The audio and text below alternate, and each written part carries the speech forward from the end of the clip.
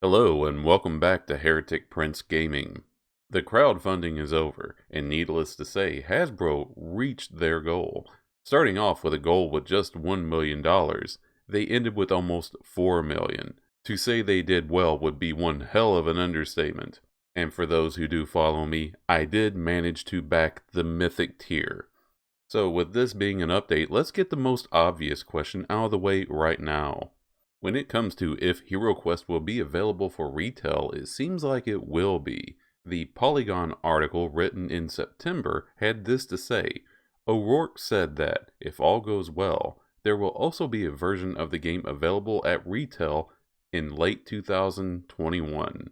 When it comes to the flavor text of if all goes well, I'd say aiming at 1 million and getting 3.7 million is going pretty damn well.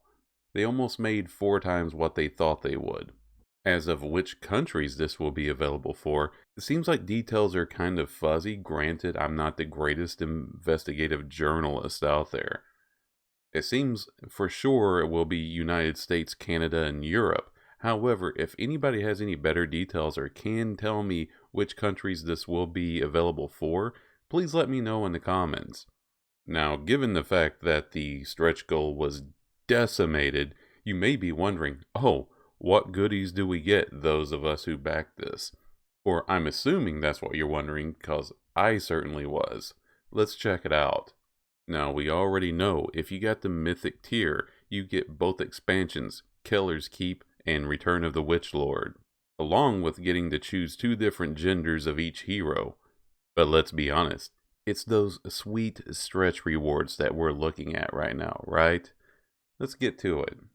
Some of these I have already gone over, but I feel like they're worth revisiting.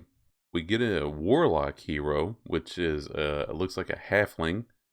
Of course, the idea of a halfling warlock is kind of cute and intimidating at the same time. We get 6 extra dice, which it's been a long time since I played the game. I'm not sure if that's necessary, but I kind of feel that it is. 2 extra skeletons, which are they look very well detailed. I'm curious to see if the designs we're seeing on this webpage are what we will honestly see in the actual figures. 2 extra goblins. And you get another quest book on top of the quests that already come with the game, by Stephen Baker, Prophecy of Telor. I looked up who Stephen Baker is, and apparently he is the quote-unquote inventor of HeroQuest. So, the man who brought us the first game is essentially coming back to give us a second one. Then we move on from the 2 million mark. 2 extra zombies. Yeah, look at that, fellas. What do you think? How would you like to wake up next to that? And this surprised me. We get another hero, a druid. Now, I know very little of druids in any RPG, even in World of Warcraft. The class just doesn't appeal to me. But it's going to be interesting once again seeing how this hero is added and if they make the appropriate balances. Beyond that, we get 2 extra orc figures and 2 extra mummies. Then at 3 million, we're going to get another quest book by, I guess his name is Teos Abadia. I'm sorry.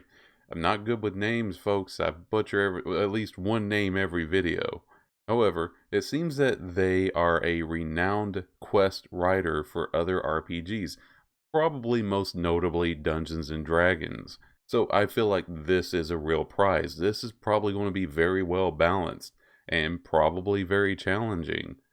No offense against the inventor of HeroQuest, but people take Dungeons & Dragons very seriously, so that's going to be interesting to see. If I ever get the chance to play it, I might just collect this thing. I might receive this and stash it up in my closet somewhere and wait to sell it 20 or 30 years from now, if I live that long.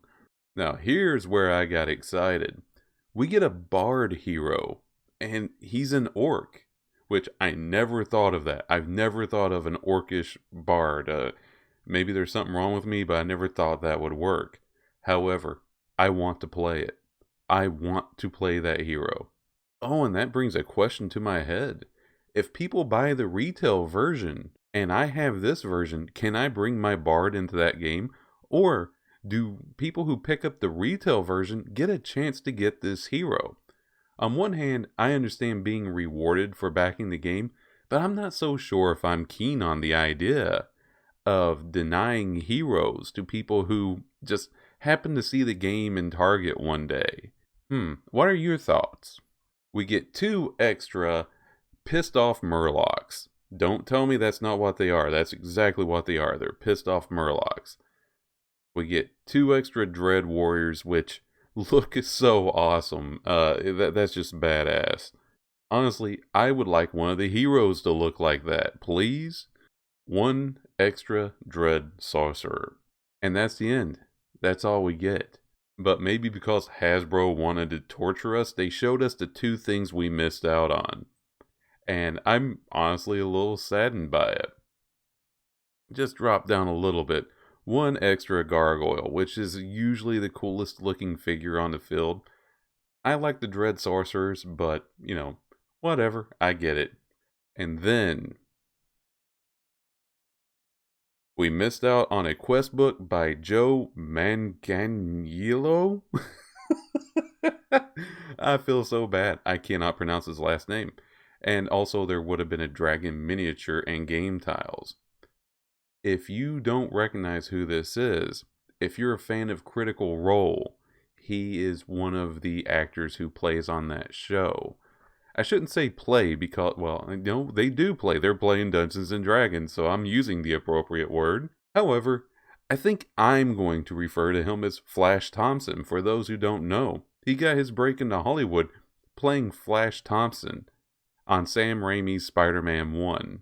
So, if you ever watch Critical Role and you're looking at this guy, either admiring him or laughing at him, whichever one you do, because he is a big guy, just remember he tried to beat up Peter Parker.